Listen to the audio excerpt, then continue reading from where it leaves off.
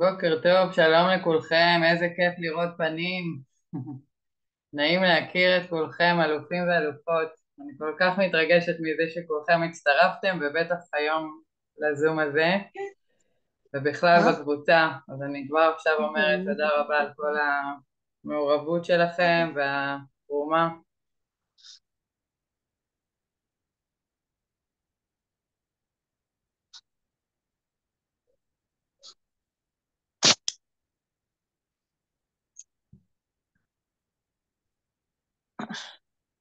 רגע.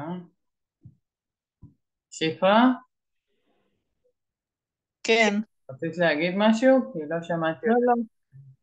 לא. לא, רק שלום. אוקיי, שלום לכולם, הנה גם גדי מצטרף אלינו, גדי הוא המרצה, הוא אלוף, הוא סופר מקצוען, מומחה ויש לו הרבה מאוד ידע וניסיון. היי גדי, תכף תציג את עצמך, בינתיים אני פה מארחת את המצטרפים. יש פה עוד בסדר. תנועה, אז אנחנו נחכה לעוד אנשים שיבואו, כי אוי לה. מצטרפים עוד ועוד ועוד, זה כיף מאוד גדול, מרגש מאוד, תודה רבה לכולם. מילה אחת יכולה לעשות איתי בבקשה co-host? כן, אני רק אזכר איך עושים את זה. רגע.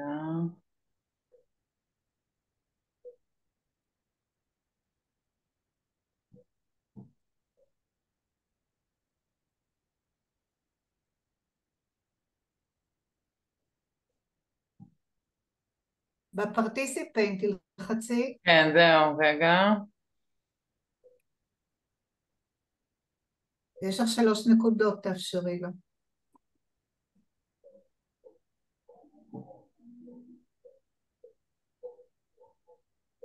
רגע אחד. בשלוש נקודות אני לא רואה את זה. תלחצי על השם שלו, פרטיסיפנטס. אז נפתח לך חלון עם 3 נקודות. רגע, בשם, אוקיי. רגע. מי קורס, בבקשה. הנה, הצלחתי. תודה. למדתי עוד משהו הבוקר.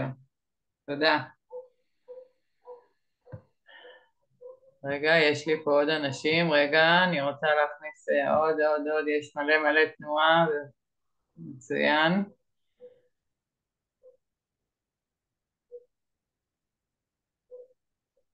איזה כיף, איזה הענות.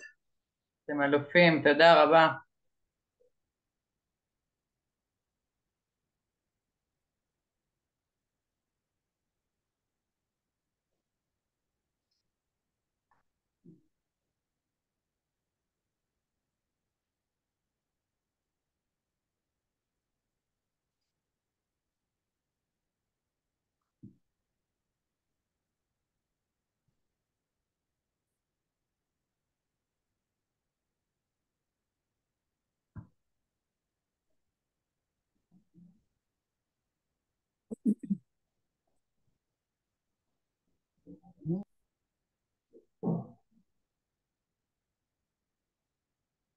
ענבל ותמרה.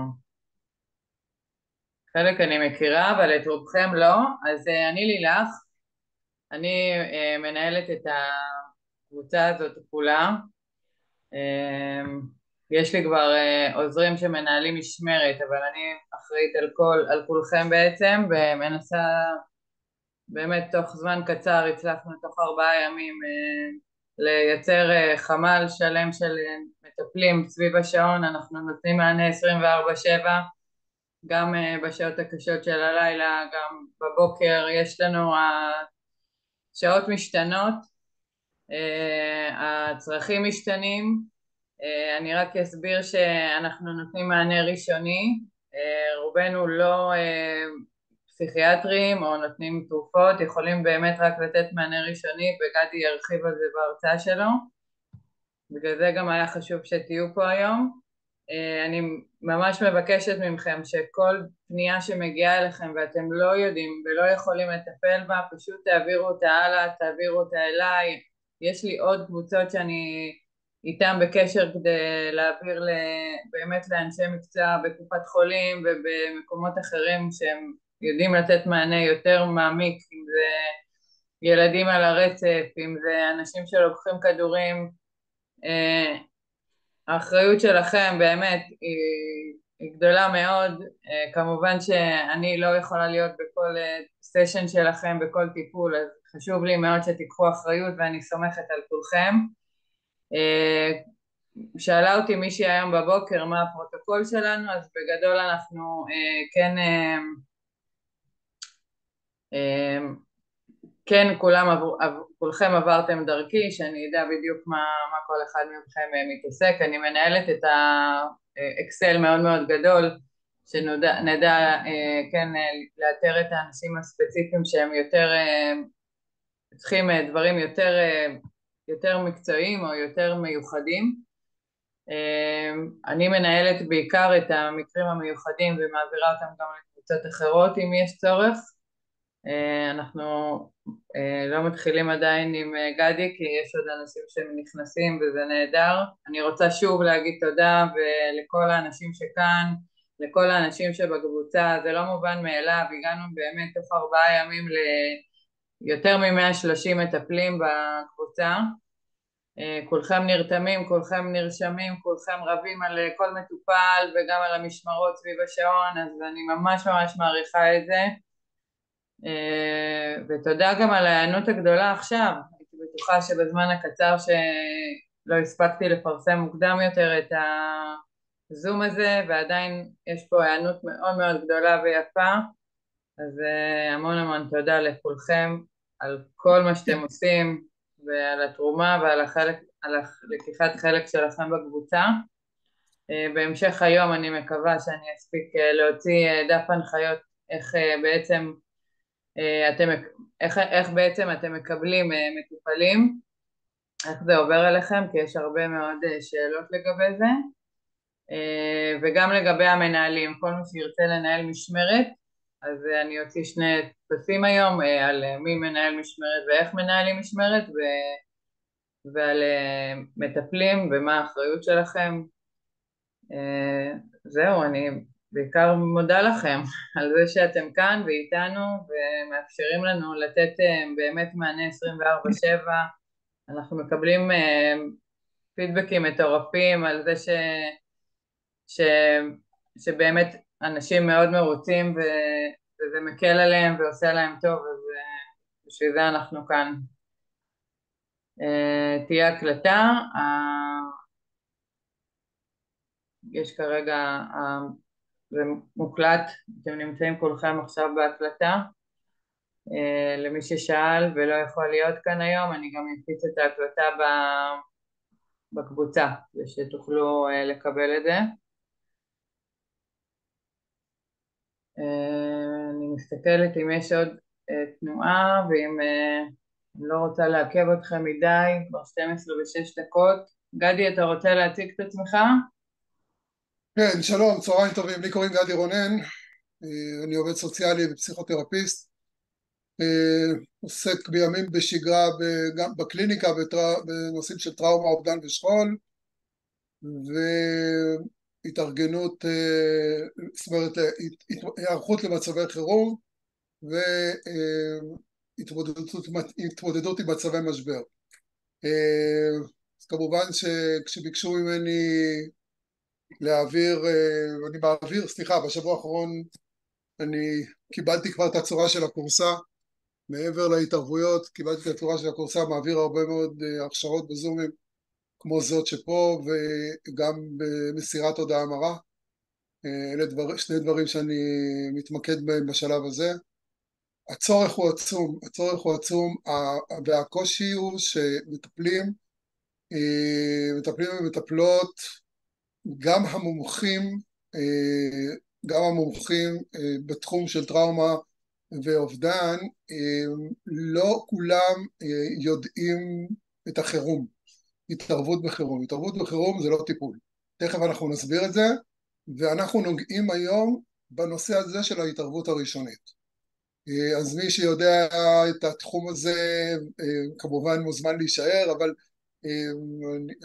זאת אומרת, זאת הכוונה כרגע וזאת המטרה, להכשיר כמה שיותר אנשים, מטפלים ומטפלות, בדיוק לנושא הזה של ההתערבות הראשונית, מה שנקרא.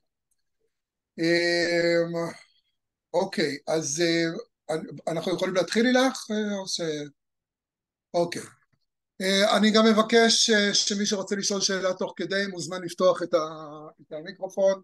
מי שיכול לפתוח רק יש פה בבקשה, ובצדק גם אנחנו רוצים פנים וגם ככה קשה בזום ואנחנו מעדיפים אפילו מגע וחיבוק, אז אם אפשר בבקשה לפתוח מצלמות, כל מי שנמצא כאן וכן יכול, כל מי שלא יכול אז ברור שלא, אבל מי שיכול בבקשה, זה עושה לנו יותר נעים לראות את כולם ולהכיר גם, זאת הזדמנות. מעבר לזה, כמו שאמרתי, מי שרוצה לשאול שאלות מוזמן לפתוח ולשאול תוך כדי ההנחיה שלי. אז בואו נתחיל קודם כל עם הגדרה של מה זה מצב חירום ומה זה עושה לאנשים באופן כללי, אוקיי? באופן כללי בהתמודדות שלהם, בהתנהלות שלהם לאחר או בזמן מצב חירום. אז מה שמכניס אנשים למצב של חירום, בדרך כלל זה צריכים להיות שני תנאים. התנאי הראשון זה קטיעת הרציפות התפקודית. כידוע לכם, שגרה מורכבת מרציפויות. יש רציפות תפקודית, רציפות משפחתית, רציפות קוגניטיבית, היסטורית. יש 4, 5, 6 רציפויות שכולם ביחד מרכיבות את השגרה. כאשר הרציפות התפקודית, בעיקר התפקודית, גם משפחתית, ופה יש לנו הרבה קטיעות של רציפויות משפחתיות, אבל בעיקר הרציפות התפקודית נקטעת, האדם מתחיל להיכנס למצב של חירום, כשנוסף לזה התחושה וההרגשה של החוסר אונים, בן אדם נכנס למצב של חירום. עכשיו, צריך להבין מה עובר לנו בראש בגולגולת כשאנחנו נמצאים במצב של חירום. אז בשביל לסבר את לילך, את מכניסה אנשים, נכון? כן, כן, אני פה אוקיי. אתה רואה אבל? כי אני לא רואה עכשיו אנשים מחכים. לא, יש לי פה את האדמית, בסדר, אוקיי. עשית אותי כנראה הוסט ולא קו-הוסט. אוקיי. אז צריך להבין מה קורה לנו בראש כשאנחנו נכנסים למצב של חירום. דמיינו שהיד שלי זה הגולגולת, כן, הגולגולת שלנו, במרכז הגולגולת יש לנו חלק אחורי, אבל במרכז הגולגולת יש לנו את המוח הזוחלי, גזע המוח, המוח ההישרדותי, המוח הפרימיטיבי, כל אחד מכיר אותו בשמות השונים, כל היצורים עלי האדמות יש להם את המוח הזה. מעליו בצורה כזאת, אתם רואים את האגודל שלי, כן, יושב המוח הלימבי, המוח היונקי, המוח שמשחרר את ההורמונים שמפעילים את המוח הזוחלי, ומעליו בצורה כזאת סוגר את קופסת הגולגולת, זאת אומרת קליפת המוח והאונה הפרונטלית, יושב המוח החושב, שמייחד אותנו כבני אדם. אוקיי? מייחד אותנו והרבה פעמים גם דופק אותנו, אבל בגדול זה החלק שמייחד אותנו כבני אדם. ברגע שאנחנו נכנסים למצב שתיארתי מקודם, שיש קטיעה של הרציפות התפקודית וחוסר אונים, באותו רגע קורה לנו ל100% מהאנשים, קורה הדבר הזה. זאת אומרת, הקשר בין המוחות ניתק. ואז למעשה מה שעובד זה ההישרדותי משולב עם החלקים ההורמונליים של המוח היונקי. אוקיי? זה מה שקורה.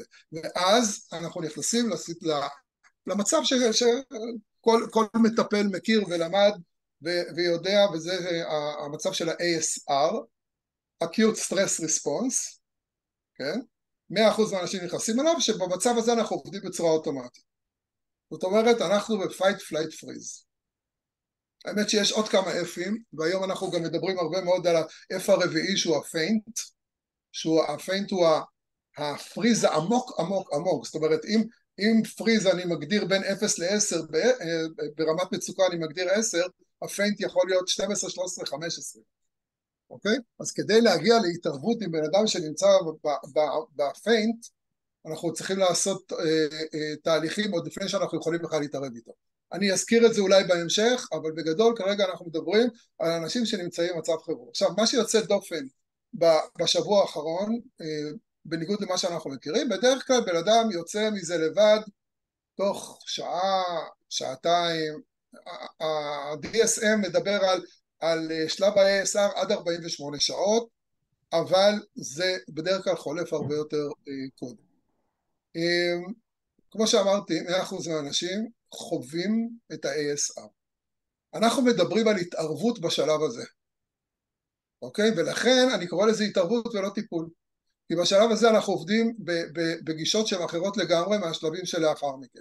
רק חשוב לי לציין את השלב הזה והאורך המיוחד שלו שאנחנו חווים אותו בשבוע האחרון, זה כי זה קצת מזכיר את תקופת הקורונה, שגם כן הייתה קטיעה של הרציפות התפקודית. אז בואו עכשיו נדבר בלשון בני אדם. מה המשמעות של קטיעת הרציפות התפקודית? אתה עושה משהו, בן אדם עושה משהו וקורה משהו והוא לא מצליח להמשיך לעשות את מה שהוא עשה קודם. לא מצליח. אוקיי? זאת המשמעות של קטיעת הרציפות התפקודית. פה אנשים לא מצליחים לעשות את מה שהם עשו קודם.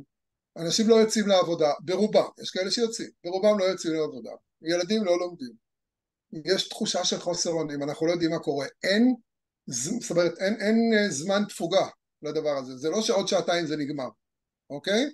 ובנוסף לזה, נכנס האיום הפיזי, האיום מטילים שאנחנו יכולים להיפגע, לא לכולנו, אני חושב שהיום לרוב האוכלוסייה אין ממדים בהישג יד, נגיד, או בטווח של הצבע האדום, לרוב האוכלוסייה. זאת אומרת, בנוסף להכל נכנס פה גם הממד של האיום הקיומי, מעבר לקטיעת הרציפות, מה שגורם לאנשים להיות ב-ASR תקופה ארוכה מאוד.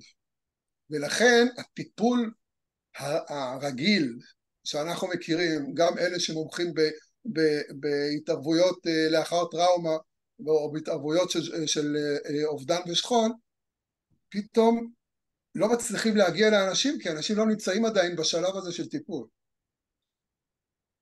וזה הקושי הגדול, משום שהתערבות חירום, זאת אומרת ההתערבות הראשונית פה היא ארוכה מאוד. זאת אומרת, כל פעם שאנחנו מגיעים למישהו, כדי להגיע לאפשרות בכלל להתחיל לטפל בו, אנחנו צריכים לעבור קודם את ההתערבות חירום איתו.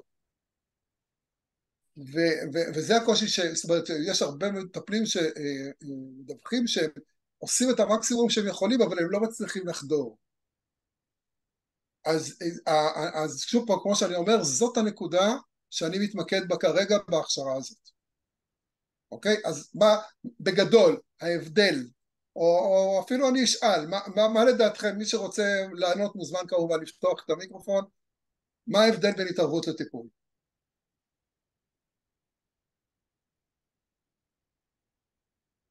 אוקיי, אז אני אענה. טיפול הוא יכול להיות יותר משני מפגשים ומעלה, יותר לעומק. התערבות היא משהו נקודתית, כמו לנשום, כמו להחזיר אותו לאיזשהו רגע, אם הוא לא ישן להחזיר אותו לזה, אם הוא לא אוכל להחזיר אותו לתפקוד.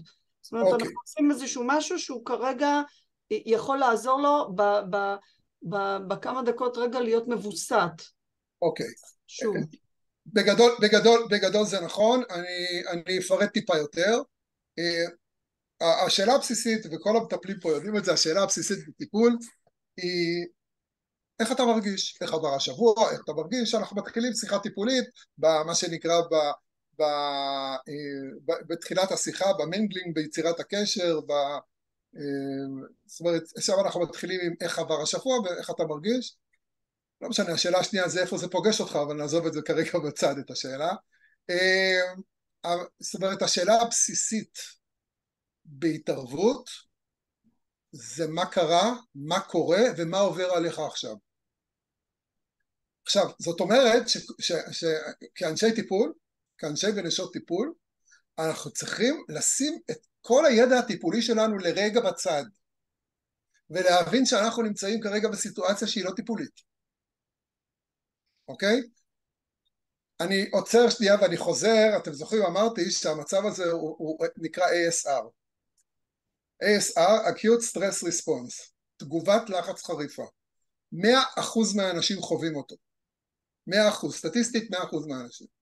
עכשיו, בדרך כלל, על פי ה-DSM, היום אנחנו לא מתנהגים לפי DSM, אבל בכל זאת אני אגיד את זה, על פי ה-DSM, ASR נמשך עד 48 שעות. אם זה עובר את 48 שעות, זה הופך להיות ASD. ASD זה Acute Stress Disorder. Disorder, פה אנחנו כבר מדברים על הפרעת דחק חריפה, זה כבר שלב טיפולי, פה זה כבר שלב טיפולי. אנחנו לא מדברים עליו כרגע. אבל אני אומר את זה, תכף תבינו למה. 30% מהאנשים שהיו ב-ASR יעברו ל-ASD. השלב השלישי אחרי זה, אם זה לא עובר אחרי חודש ב-DSM, זה עובר, אנשים נכנסים למצב שנקרא PTSD, שכולכם מכירים אותו. הפוסט-טראומה סטרס דיסאורדר, או בתרגום של האקדמיה בלשון עברית, הפרעת דחק בתר עקה. עכשיו תחליטו מה אתם רוצים לזכור משני הביטויים האלה, אבל זה הביטוי בעברית. 20% מתוך אותם 30 יעברו ויצטרכו טיפול של PTSD, שבקצה שלו, שה-PTSD כרוני, אנשים חיים איתו כל החיים. עם טיפולים פסיכולוגיים, עם טיפולים תרופתיים והכל. אוקיי? זאת אומרת, המטרה העיקרית שלנו, זה למנוע מאנשים להגיע לשם, זה מעבר להחזיר אותם עד כמה שאפשר לשגרה. אגב, אני לא משתמש בביטוי להחזיר לשגרה. במצבים האלה, אני משתמש בביטוי של לבנות שגרה. כי אנחנו לא נהיה אותם אנשים כמו שהיינו קודם.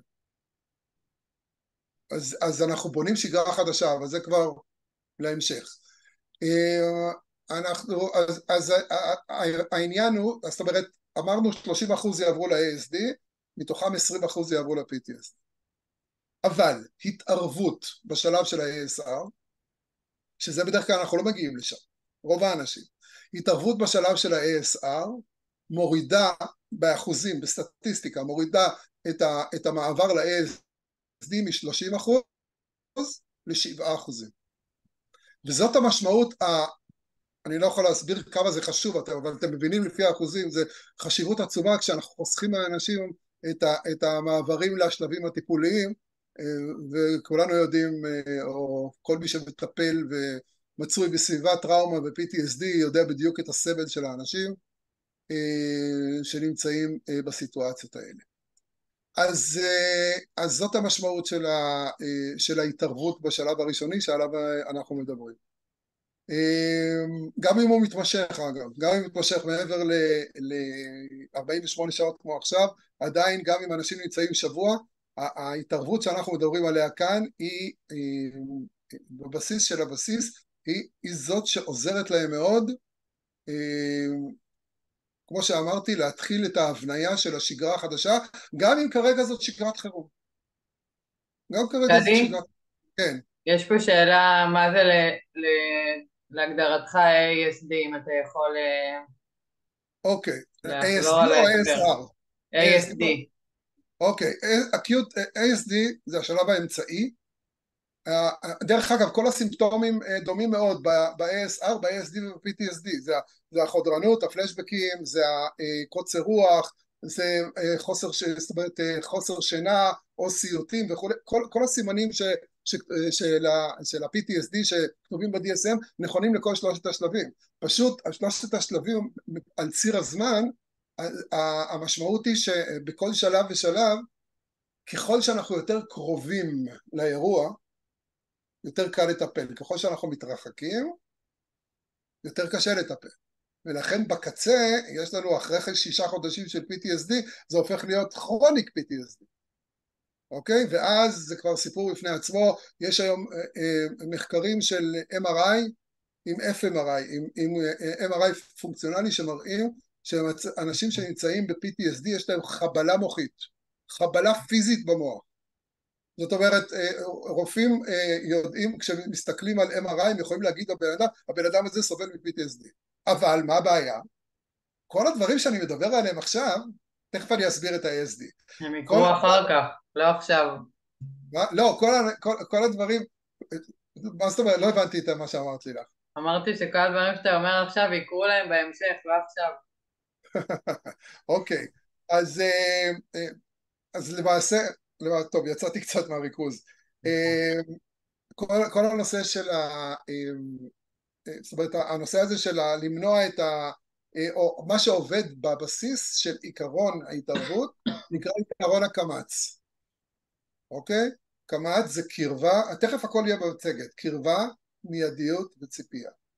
קרבה כמה שיותר למקום עצמו, גם למקום וגם לאירוע, מיידיות, שוב פעם, כמה שיותר מהר, וציפייה מהאנשים לחזור או לתפקד בשגרה, נגדיר את זה כך, אוקיי? ASD זה השלב האמצעי בין ASR ל-PTSD, Acute Stress Disorder, זאת אומרת הפרעת לחץ חריפה. שוב פעם, תזכרו שההבחנות הן DSMיות, וההבחנות הן לטובת, כידוע לכם, ה-DSM זה ספר של חברות הביטוח, זה לא ספר טיפולים. זה פשוט הגדרה של חברות הביטוח בארצות הברית, אבל זה התקבל איך קוראים לזה, תורה למשה מסיני, זה התקבל כמשהו שהוא כאילו קדוש קדוש מבחינת הזמנים, אבל בגדול גם המקבילה שלו האירופאית מגדירה פחות או יותר עד אותם זמנים, אבל זה פשוט, ASD פחות מוכר, כי בדרך כלל אנחנו מדברים על PTSD מהיום הראשון. לא, יש ASR, ASD, PTSD, פשוט בכל שלב, ככל שאנחנו מתקרבים ל-PTSD יותר קשה לצאת מהסיטואציה, או לצאת אוקיי, אז אנחנו חוזרים למה שדיברנו עד עכשיו. אני אשתף את המצגת ברשותכם, אז שנייה.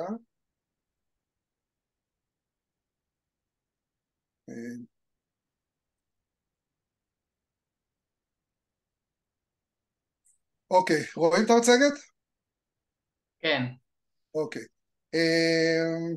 אז בואו נתחיל. שנייה. אז קודם כל להבין מה זה לחץ, אוקיי?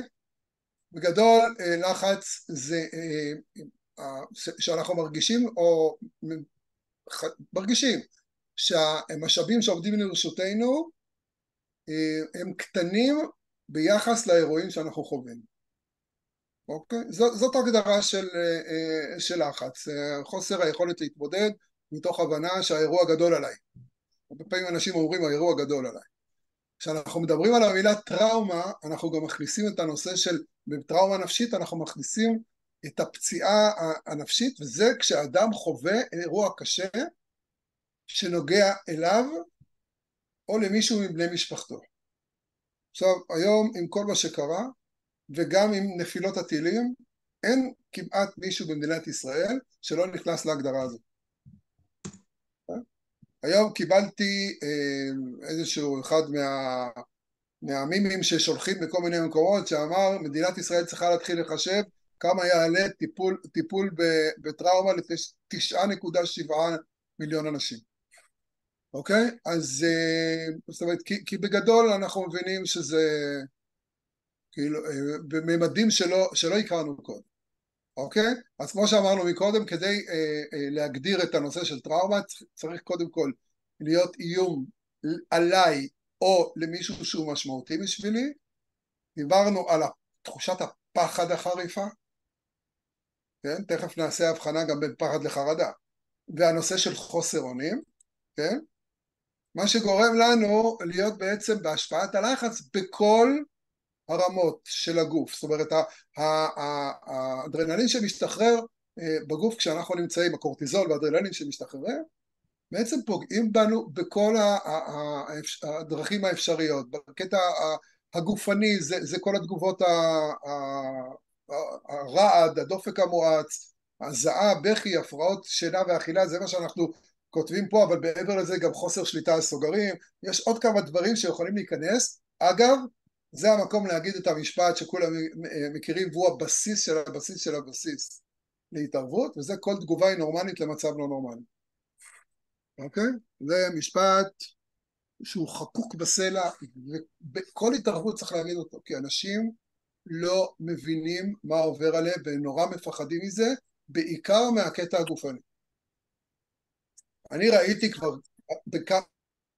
במצבי קיצון מספר אנשים שגם לא הייתה להם שליטה על סוגרים, במקרה קיצון אחד ראיתי את זה אפילו אצל רופא, כן, במחלקה שהוא רופא סטאז'ר אחרי 36 שעות, הוא הגיע אליי לטיפול אחר כך, אבל לכן הסברנו, אבל אחרי 36 שעות של משמרת, שהוא איבד בן אדם בהחייאה בפעם הראשונה, והוא פשוט איבד את השליטה על הסוגרים, והוא חשב, הוא הגיע אליי כשהוא בהחלטה לעזוב את המקצוע, אוקיי? כי הוא לא מצליח לעמוד בזה, אוקיי? אז בסדר, לא ניכנס עכשיו מה היה איתו, אבל התגובה, תמיד האמירה אומרת, כל תגובה היא נורמלית למצב לא נורמלי. אז חשוב מאוד לזכור את זה. במחשבתי אתם רואים, ברגשי אתם רואים, אני לא אקרא את המצגות, את השקפים, אבל שימו לב לכל המישורים שבהם הלחץ משפיע עלינו, מה שגורם, כמו שאמרתי קודם, לאנשים להיות במצב של ה-fight flight freeze, כן? ועכשיו בוא נתייחס רגע ל-fight flight freeze. אפשר שנייה לחזור למצגת השנייה? לא זאתי שלפני. כן, זה. כן, אני אשמח. אני דילגתי על זה, אוקיי, שנייה. רגע, לאן הלכתי? תתחיל מההתחלה. הפוך, לכיוון ההפוך, זה קדימה במקום. כן, אתה קדימה. אני הולך קדימה, כן. כן, אתה הולך קדימה. אגב, נוכל לקבל את המצגת אחרי זה? אז זה מה שרציתי לשאול. אני אשלח לכם את המצגת. תודה. הנה לפני זה. אוקיי, זה? כן. אז כמו שאמרתי, קיים איום של מוות, או תחושת, זאת אומרת, וגם תחושת פחד חריפה, ותזכרו, שני הדברים, אחד זה קטיעת הרציפות התפקודית, הדבר השני זה חוסר האונים. חשוב גם להגיש איזה תחושה, גם אם זה לא באמת ממשי כרגע, יש המון אנשים נגיד שנמצאים באזורים שלא באמת שבאים, ממש מתנצלים שהם לא מהדרום, אבל אין מה לעשות, זה התחושה שלהם. לילך זה פרשנות. ברור. יתרה מזה. חשוב להגיד את זה, שגם אם אין איום ממשי, זה התחושה שלהם, ואין מה להתווכח על זה. ויש מושג מעבר לזה, יש מושג שנקרא אשמת הניצול. כן. אשמת הניצול, שהוא גם נכנס פה לתוך הסיטואציה הזאת. מישהי אמרה לי באחד מהמרכזי מפונים שהייתי השבוע, אמרה לי, אני זוכר את המשפט הזה, הוא צרוב בי, היא אומרת, במקרה הזה כולם היו שם, אני מדבר על תושבים מקיבוץ כפר עזה, במקרה שאני מדבר עליו, אישה אמרה לי, אני שמעתי אותם בתוך הבית שהייתי בממ"ד, ואחרי זה הם יצאו כי הם חשבו שאנחנו מתים כבר, ואחרי זה כשהבנתי מה קרה לשכנים שלי, אז הבנתי איך היא אמרה את זה? הנס שלי הוא האסון של החבר שלי. תחשבו, זה משפט נוראי. הנס שלי הוא האסון של החבר שלי. ועם זה אנשים צריכים להתמודד. עם התחושות האלה. עכשיו גם פה, זאת אומרת, יש תחושות של, רק רגע, זה בדרום, אבל זה גם קורה אצלנו, אבל בנו זה לא פוגע, בהם זה פגע בצורה כזאת, וכולי וכולי וכולי. זאת אומרת, היום אנחנו פוגשים באשמת הניצול גם בקרב תושבים מגוש דן, כן?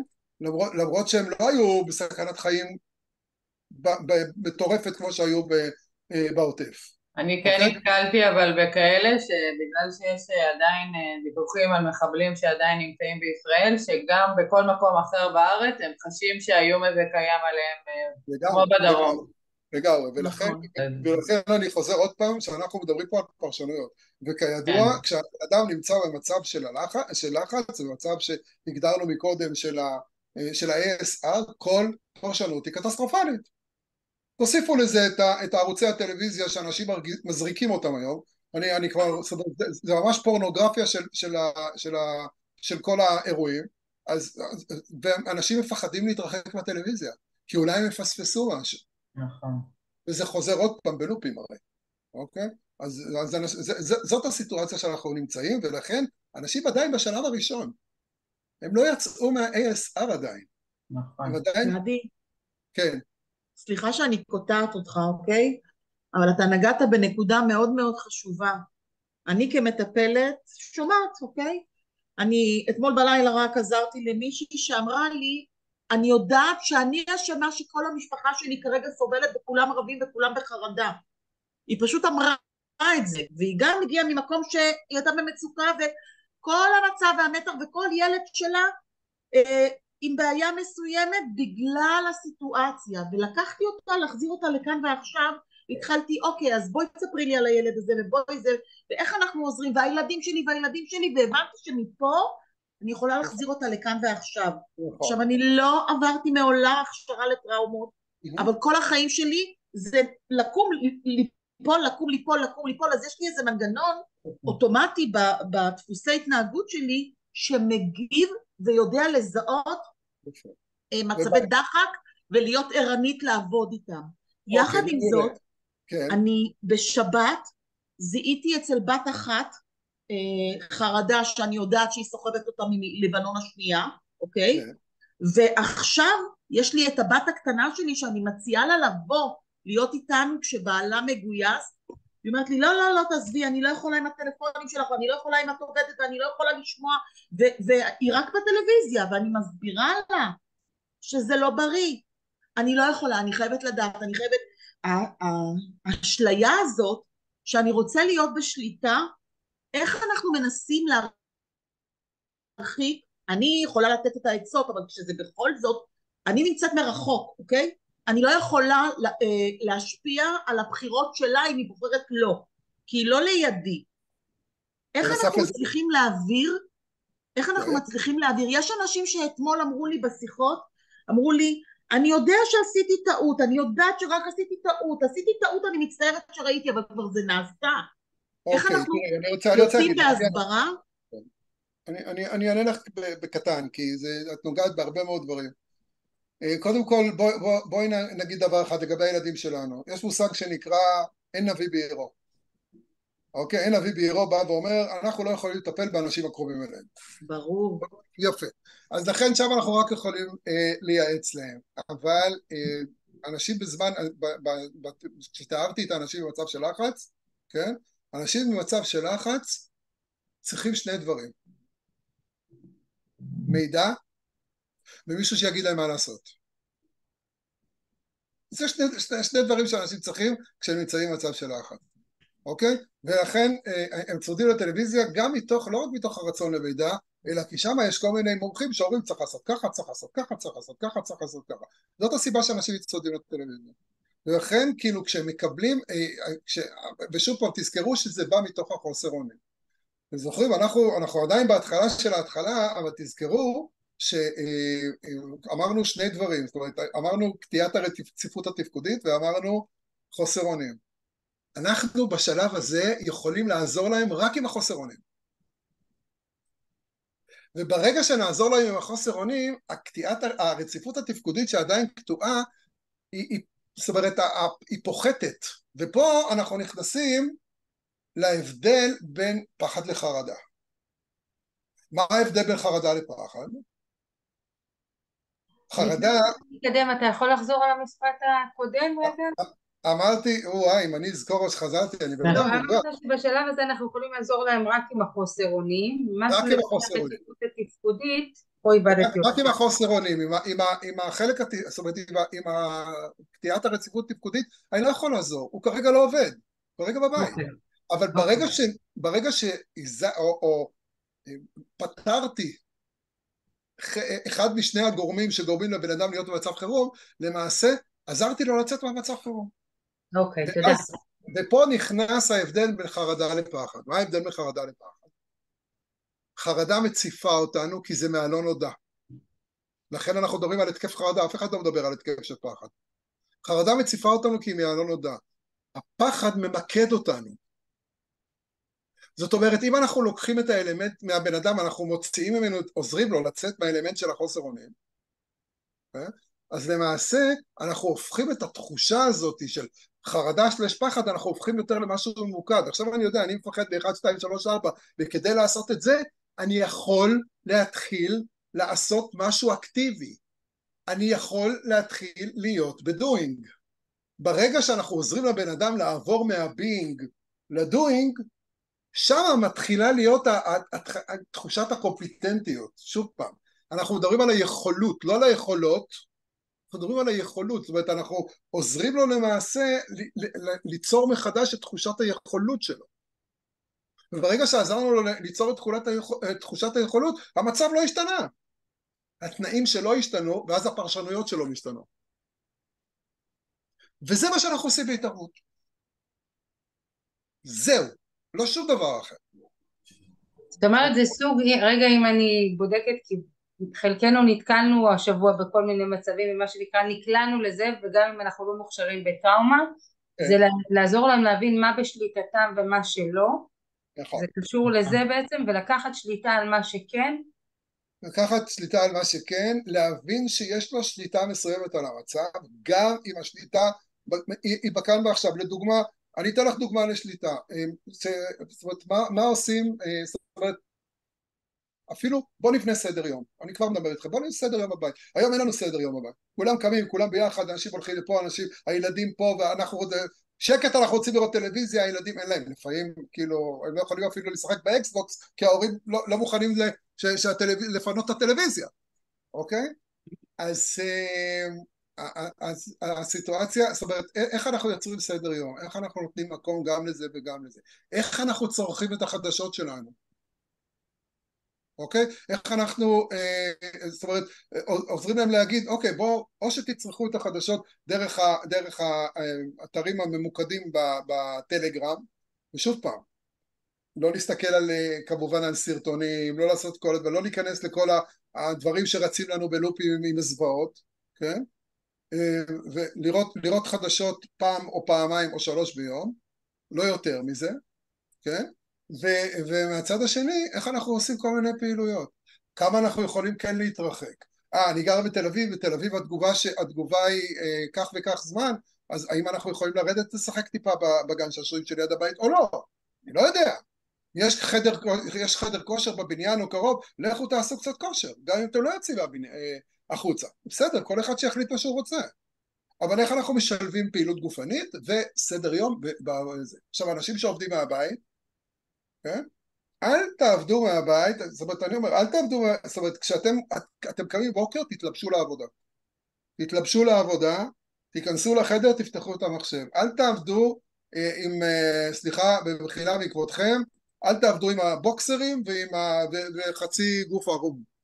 אוקיי? תלבשו, וכמובן לא לעבוד עם יד אחת ולנדנד את התינוק עם היד השנייה.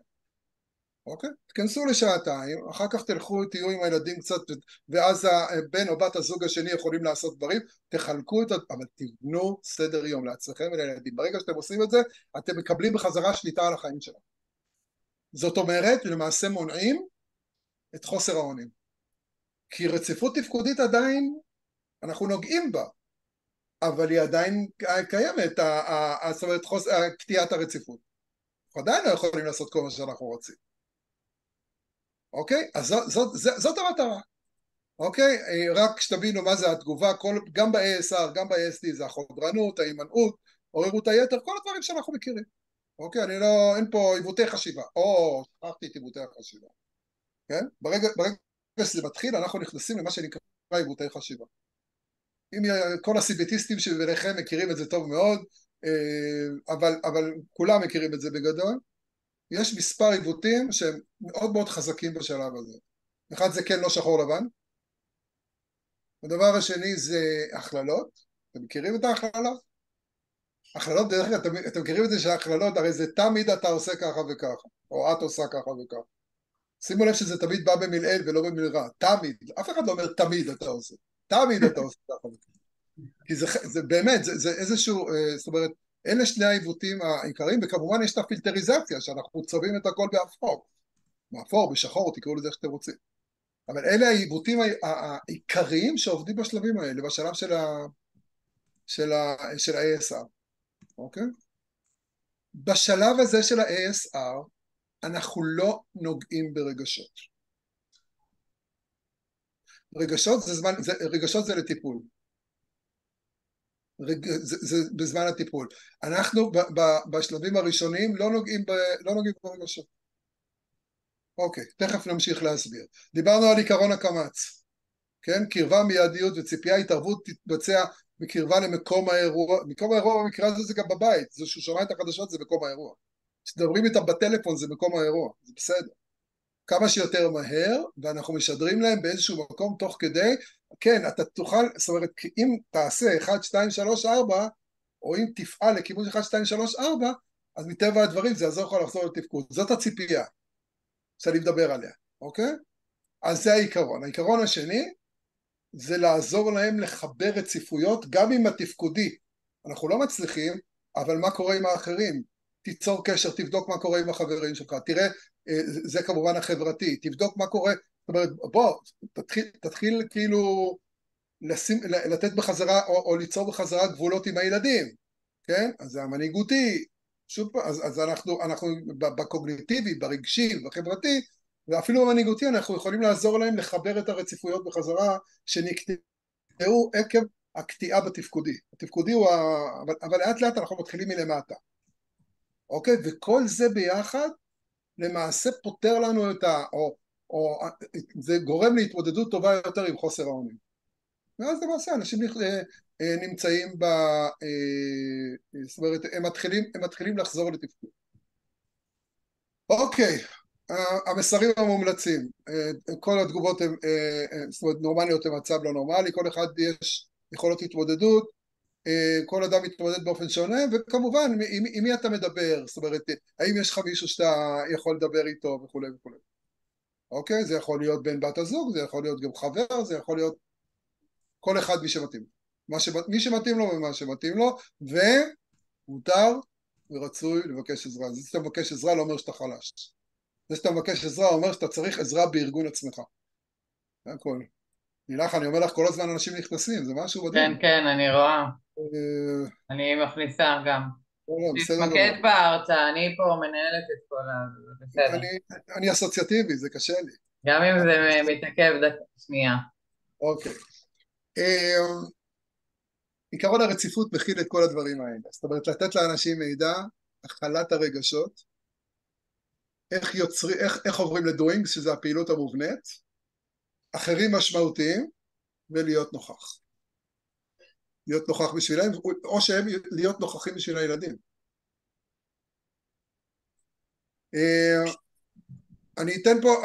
אני נותן פה דברים של הקרקוע ושל ההרפיות וכל הדברים, אני אגע בשני דברים מתוך זה, אוקיי?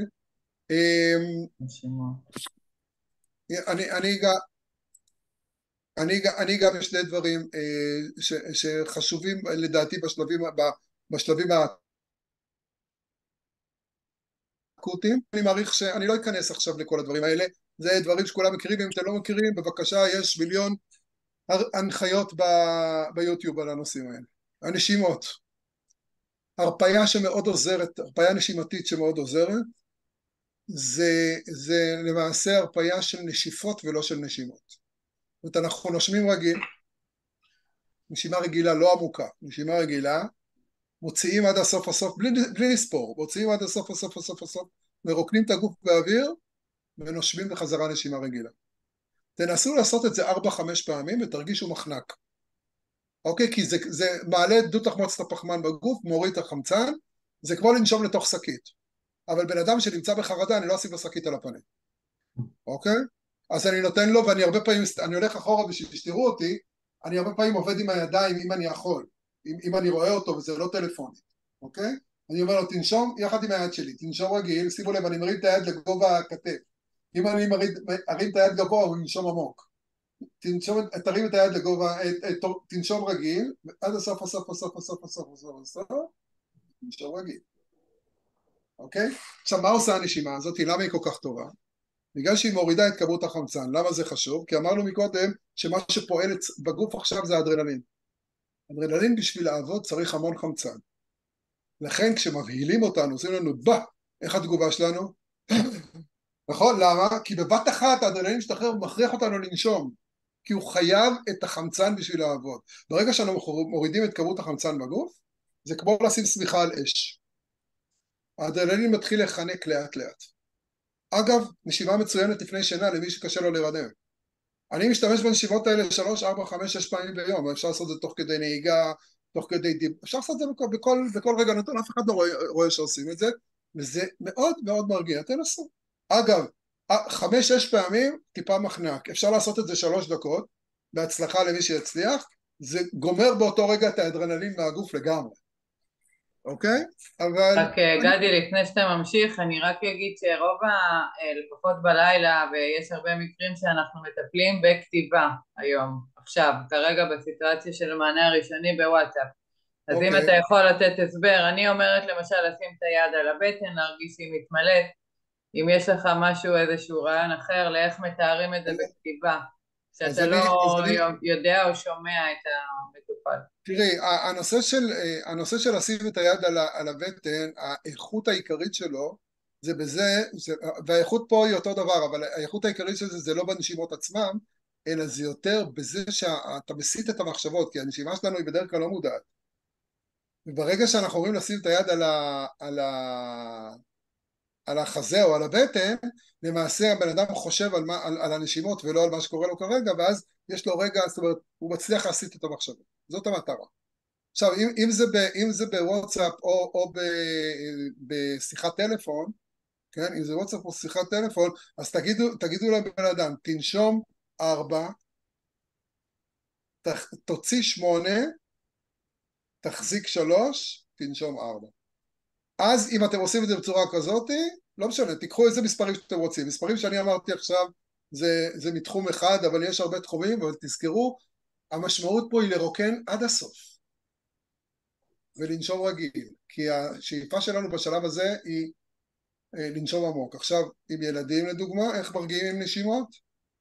הורים אומרים, הילדים שלנו לא... אז, לקחת אם יש בבית בועות סבון, כן? בועות סבון, להגיד לילדים, קחו את הזה, ותנו לילדים לשחק עם בועות סבון. זה גם נותן את הנשימה. דבר נוסף שעוזר עם ילדים, זה דימויים. תנשמו יחד איתי, תעשו יחד איתי, להריח את הפרח, לכבות את הנר. אוקיי? וככה ילדים נושמים יחד עם ההורים, דרך דימויים או דרך משחק. אוקיי? אז אמרנו, הנשימות זה דבר אחד, הדבר השני זה הרפיית שרירים, ואנחנו מדברים על הרפיה קטנה, מה שנקרא ג'ייקובסון הקצר, זה בוא תעשה יחד איתי קיבוץ חזק חזק חזק של אצבעות ידיים ורגליים, ונשחרר. אנשים במתח, קיבוץ חזק חזק חזק חזק ונשחרר. אוקיי? אז למעשה אלה שני דברים שמאוד עוזרים לאנשים לחבר בחזרה את תחושת הגוף, כן? והדבר האחרון שאני ממליץ לעשות בנושא הזה, וזה לא כתוב פה, זה חיבוק הפרפר. אוקיי? חיבוק פרפר שזה לקחו בתחום ה-EMDR, שבא ואומר, תסתכלו עליי, זה הנושא הזה אתם אומרים לאנשים, תשימו את הידיים על הכתף הנגדית, כן? ותתפחו בצורה מדורגת, אתם רואים איך אני עושה, אבל אתם יכולים להגיד את זה, תתפחו בצורה מדורגת בקצב של 120 בדקה, זאת אומרת 2 בשנייה. ותוך כדי כך שאתם עושים את זה, אתם אומרים לעצמכם, זאת תקופה, זה יעבור, אני יכול להתמודד. זאת תקופה, זה יעבור, וכל אחד דיבור עצמי מה שמתאים לו, כן? אבל בגדול, זה בדרך כלל מה שאני אומר, מה שזה עושה זה גירוי בילטרלי, למי שלא מכיר EMDR, זה עושה גירוי בילטרלי, זאת אומרת, דו צידי, ולמעשה זה עוזר, זאת אומרת, זה מכניס את זה לתוך ההוויה של המודעות שלנו בשלב הזה, דרך הגירוי הבילטרלי.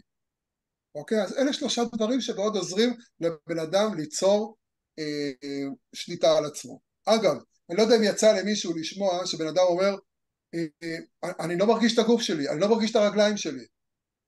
אם זה יצא למישהו, תגידו לו אותו בן אדם, שים את הטלפון על רמקול, כן, תגידו לו, תתפוך לעצמך על כל מיני איברים בגוף, על הידיים, על הרגליים, על הכתפיים, על הראש. ברגע שהם תופכים לעצמם, הם מרגישים בחזרה את גבולות הגוף, ובבת אחת הם חוזרים לתחושה. אוקיי? אבל זה ממש עזרה ראשונה.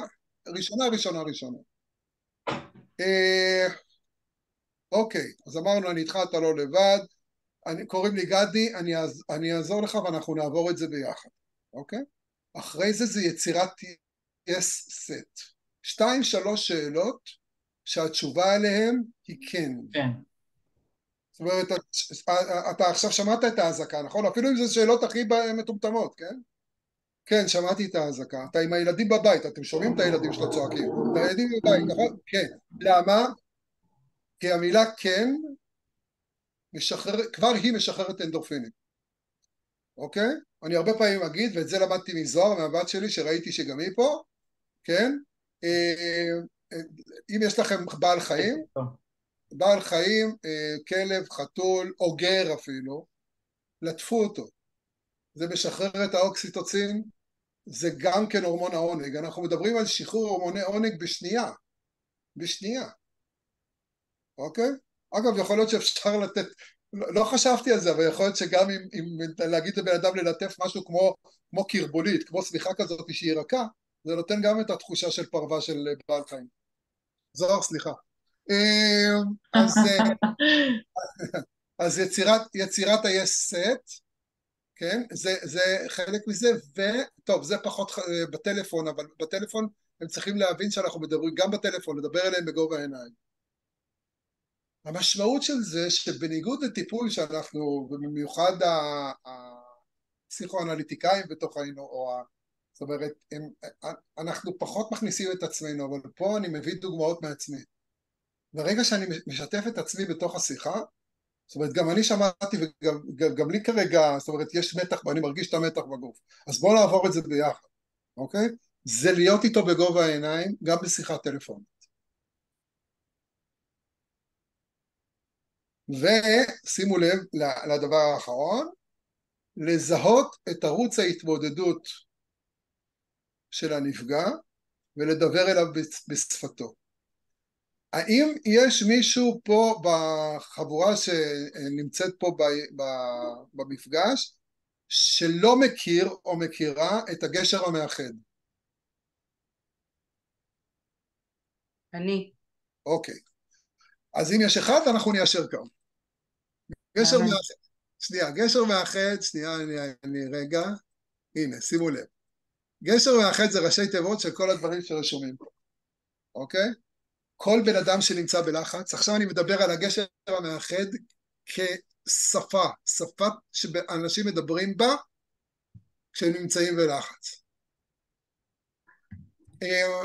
כשבן אדם נמצא בלחץ הוא יתקשר באחת או שתיים מהשפות האלה, מעבר לזה פחות. עכשיו, מה זה אומר? זאת אומרת שיש אנשים שמה שמדבר אצלם זה הגוף. זאת אומרת, הם יגידו, אני לא מרגיש את הגוף. או אתם תשמעו שהם הולכים, כשמדברים אתכם, הם הולכים מצד לצד בבית, הם לא מצליחים לעמוד במקום אחד, אלה האנשים שערוץ הגוף עובד אצלם. אז אנחנו ננסה לעזור להם, זאת אומרת להבין שזה הערוץ ולעזור להם דרך פעילות, או תשלחו אותם לעשות משהו, או בוא תתאר לי מה עובר לך עכשיו בגוף. שימו לב, לא מה אתה מרגיש, בוא תתאר לי, לא, אני מרגיש ממש מועקה, הוא אומר, כן, אבל איפה המועקה הזאת? תתאר לי איפה היא נמצאת. למה? כי אנחנו לא מתייחסים לרגשות, אבל ברגע שאנחנו יכולים, נגיד הוא אומר יש לי בועקה, אני לא מצליח לנשום, כואב לי בחזה, אז בוא תשים את היד, תרגיש את חום היד ובוא תנשום. אוקיי? אני מתייחס ואני מדבר איתו בשפה שלו.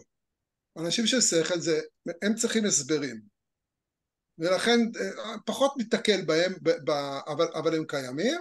אנחנו צריכים, זאת אומרת, המחשבות, לדבר איתם, זאת אומרת, מה הם עושים, איך הם עושים, לא, אני צריך לעשות ככה, אבל אתם יודעים מה, ברגע שהבן אדם שהוא שכלי, הערוץ החירום שלו הוא שכלי, הוא ידבר איתכם מאוד שוטף. בן אדם שהוא בגוף, הערוץ הגופני, הוא יגמגם לכם בטלפון. הוא לא יצליח לפעמים לחבר מילים. אוקיי?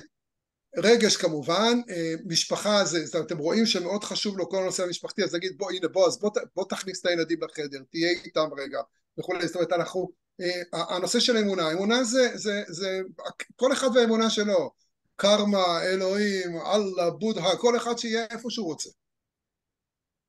אוקיי? אבל זה המשפט שאומר, יש משפט שאומר אין אתאיסטים בשוחות. אוקיי? זאת אומרת, כשאנחנו נמצאים בלחץ אנחנו מחפשים את המשהו העליון, גם אם זה כוח הטבע. אני לא נכנס, כל אחד והאמונה שלו. אבל יש אנשים שמחפשים את זה. דברו איתם. אתם יודעים, יש קרמה וזה גורל, והגורל משתנה, והיה לי פעם מישהו שאמר לי, הייתי כבר, 3 טילים נפלו בקרבתי וניצלתי. כמה נשמות יש לבן אדם? לחתול יש 9 נשמות, כמה נשמות יש לבן אדם? כמה בזבזתי כבר? זה משפט של אמונה, דרך אגב. אוקיי? אז אנחנו צריכים להתחבר לזה. אז אנחנו לא נגיד לו, היי, בוא, זה לא, אנחנו לא חתולים, כן? אבל בהחלט איך אנחנו מגיבים לזה.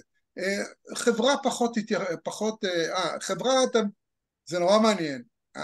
חברה זה יכול להיות מישהו מתקשר ואומר, קוראים לי דוקטור חיים כהן. כאילו, מה עכשיו דוקטור? מה הכנסת לנו? אתה בן אדם, אתה בקושי חי, אתה בקושי נושם, אתה מדבר איתי על דוקטור? אבל אם אתם לא תקראו לו אחר כך דוקטור חיים, הוא לא יגיב לכם.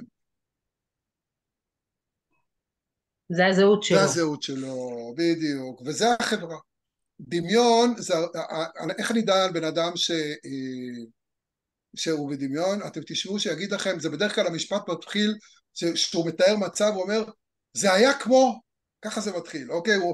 זה בן אדם שעובד בערוץ הדמיון. אז תזכרו שהגשר המאחד, זה מעבר לזה שזה מודל טיפולי, זה ערוצי תקשורת. עכשיו, אנשים שנמצאים בסיטואציה של לחץ, אם הם מדברים באחד מהערוצים האלה, ואתם תענו להם בערוץ אחר, נניח תענו להם דרך השכל, דיברתם איתם בשפה זרה.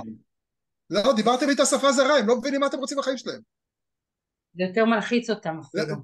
אז לכן, אני אומר עוד פעם, זה להתחבר, זה ידיעת שפות. אתם רואים את זה מולכם? זה ידיעת שפות, ידיעת שפות זרות. אוקיי? אז זה המשמעות של שנייה. זה המשמעות של הדבר. אני אחזור טיפה אחורה לעקרונות. אוקיי. אז אמרנו, אני איתך, אתה לא לבד, אני אעזור לך לעבור את זה, יצירת סט, לזהה את ערוץ ההתמודדות. אוקיי? בהצטרפות והובלה. מה זה הצטרפות? כל התחום מה שאני אומר עכשיו, זה נקרא pacing and leading, הצטרפות והובלה. אנחנו, כמו שאמרנו, אנחנו מדברים, בוא נתמקד בגוף. בוא נתמקד בתחושה שלך עכשיו. כמו שאמרתי, איפה אתה מרגיש את זה?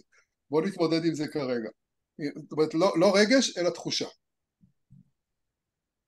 תן הזדמנות לשליטה על ידי בחירה בין אפשרויות. אתה רוצה עכשיו להתקשר למשפחה, או שאתה רוצה עכשיו ללכת להכין חביתות, או להפעיל את הילדים שלך, או כל הדברים. לא להגיד, אבל אנחנו מהר מאוד יכולים להגיע למצב שבו, כמטפלים, אני יוצא רגע ואומר איזשהו משפט, כמטפלים, בטח במצבים האלה שאנשים נמצאים, הם קוראים לעזרה, ואנחנו ממש, הם שותים בצמא את מה שאנחנו אומרים, אנחנו הרבה פעמים יכולים להיכנס לתחושה של אומניפוטנציה, אוקיי? של התחושת הכל יכולות. הוא שואל אותי שאלה, אז מה אני צריך לעשות עכשיו? טרח, אני עונה לו. לא. הוא שואל אותי, אז מה אני צריך לעשות עכשיו? מה אתה חושב שאתה צריך לעשות עכשיו? בוא תגיד לי מה האופציות שעומדות בפניך. זאת אומרת, תעודדו אותם, נחשוב לבד. ככל שאנחנו שואלים אותם יותר שאלות, המוח החושב מתחבר בחזרה. הדרך לחבר את המוח החושב, אתם זוכרים את המודל שלי מההתחלה עם היד? ברגע שאנחנו שואלים אותו, כל שאלה מחברת יותר ויותר את המוח בחזרה. ולכן לשאול אותם ולדבר איתם ולעודד אותם לדבר. בהתחלה הדיבור יהיה מגומגם, וככל שאנחנו נדבר איתם אבל נשאל אותם שאלות, הדיבור יהיה יותר ויותר רהוט, וככל שהוא יותר רהוט אתם מבינים שאתם מגיעים למצב שבו המוח החושב מתחבר בחזרה. וברגע שהוא מתחבר בחזרה, הבן אדם ירגיש שיש לו יותר יכולות. זאת העבודה של ההתערבות. אוקיי? ואני אומר לכם, נורא קל לעשות את זה. אני אומר את זה לא בגלל שאני מכיר את זה ועשיתי את זה אלפי פעמים עד היום, זה ממש קל לעשות את זה. עכשיו, אני אגיד לכם עוד סוד, אין התערבות גרועה. אין התערבות גרועה. גם אם לא הלכתם בדיוק לפי כל מה שהיה כתוב פה או כל הדברים האלה, אין התערבות גבוהה. כמובן לא להתעמת איתם, זאת אומרת, לא להתווכח איתם. רוצים ככה, בסדר, זאת האופציה שאתה רואה.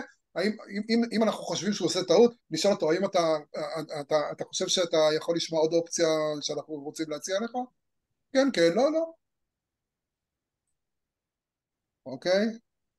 זה דיברנו. זאת אומרת, מטרת ההתערבות, סליחה, הנקודה השנייה, ההתערבות מינימלית תביא שינויים משמעותיים.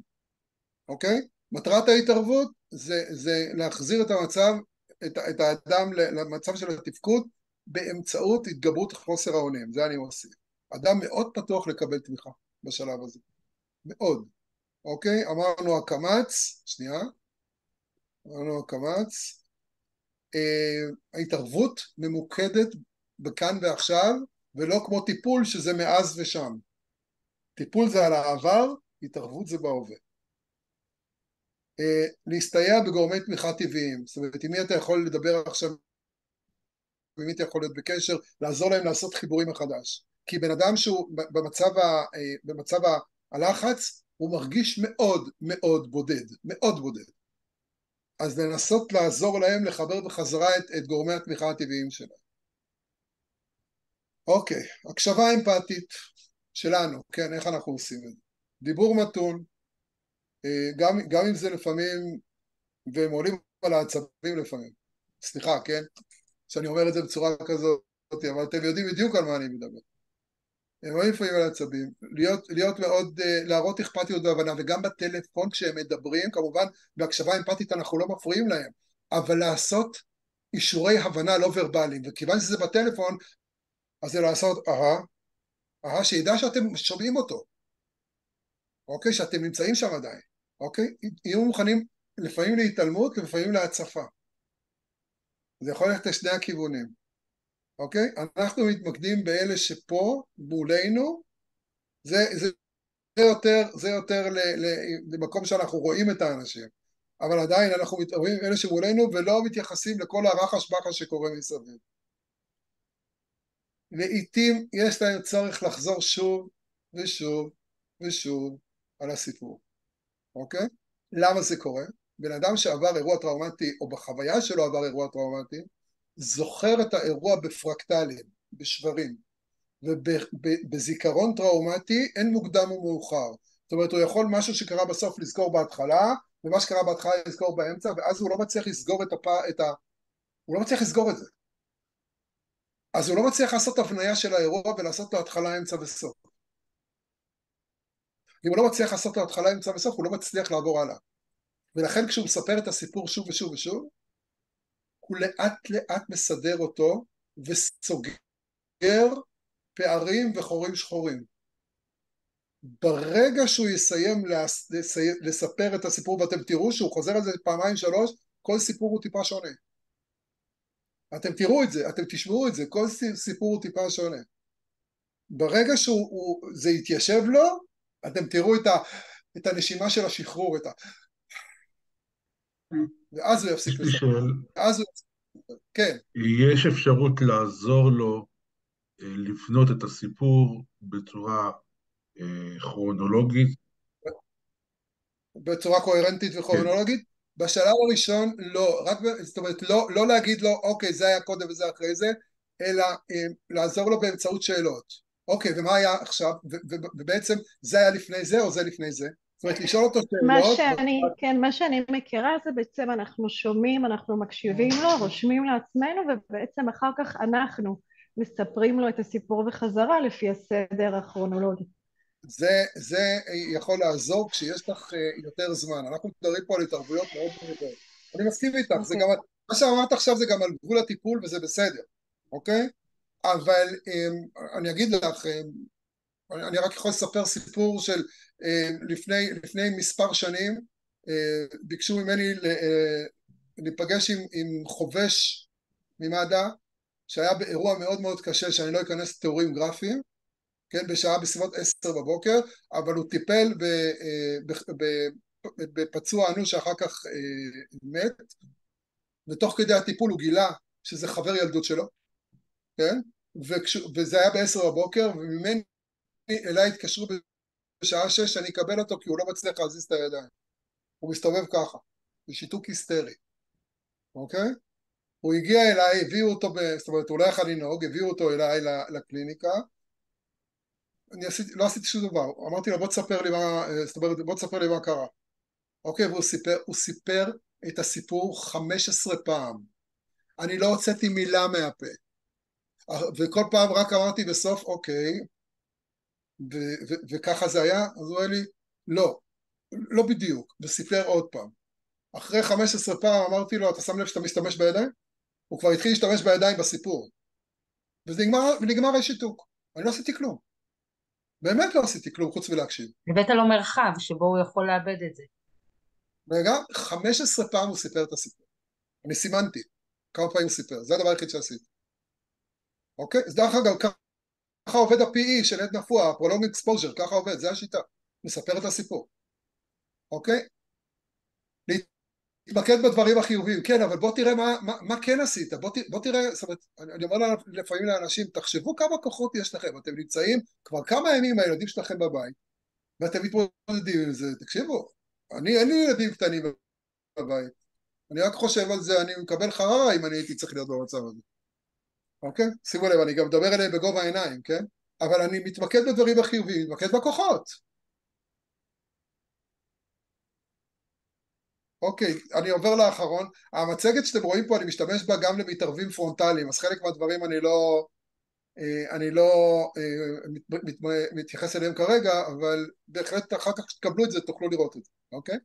זכרו שמטרת ההתערבות היא לקדם תפקוד מסתגל, זאת אומרת, לא להיות מטפלים, אני חוזר על זה עוד פעם. אנחנו מדברים כרגע על תפקוד מסתגל. סליחה שאני קוטעת אותך. את המצגת אתה מעביר איכשהו אלינו? כן. אוקיי, סבבה, נחמד, תודה.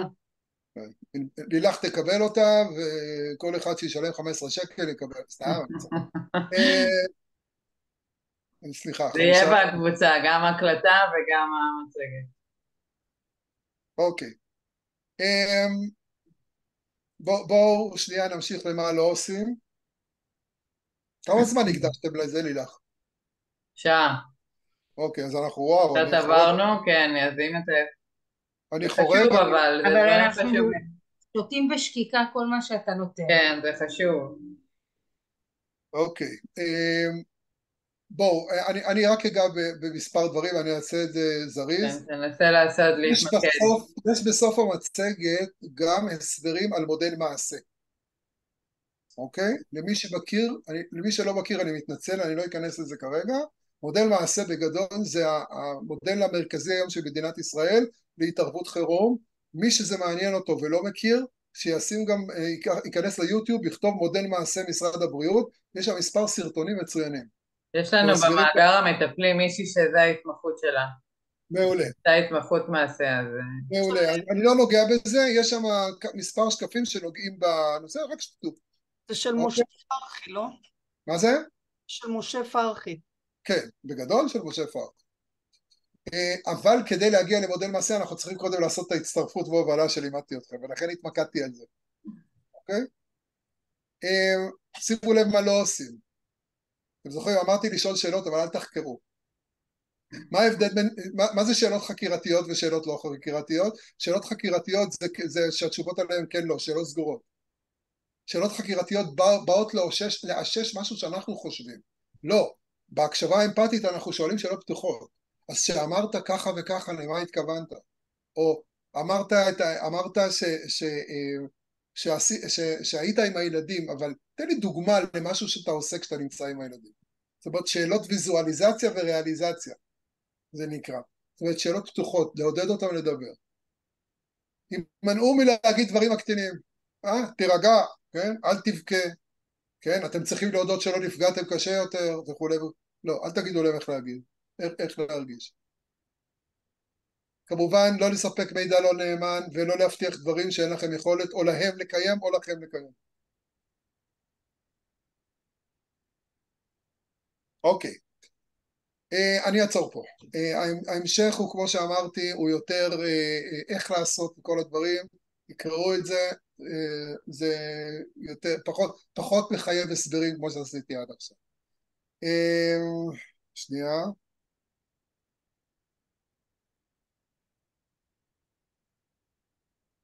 גדי? כן, אני איתכם. תשאלו שאלות, כן. רציתי לשאול, אנחנו עכשיו מקבלים ממך כלים שבעצם אנחנו יכולים, מתוך כל הידע שאתה הנגשת פה, לדעת איך להתמודד מול מישהו שכרגע נמצא במצב דחק, שהוא בלחץ, שהוא בחרדה, שאנחנו צריכים לקרקע, לעזור לו ולהחזיר אותו לכאן ועכשיו. כן. הרבה פעמים, מרוב שהם מוצפים בכמה חזיתות, אוקיי? כן. אז היה לה סיפור פה, והיה לה עם הבעל, והיה לה עם הילד, והילד הזה ככה, אנחנו צריכים הרי להחזיר.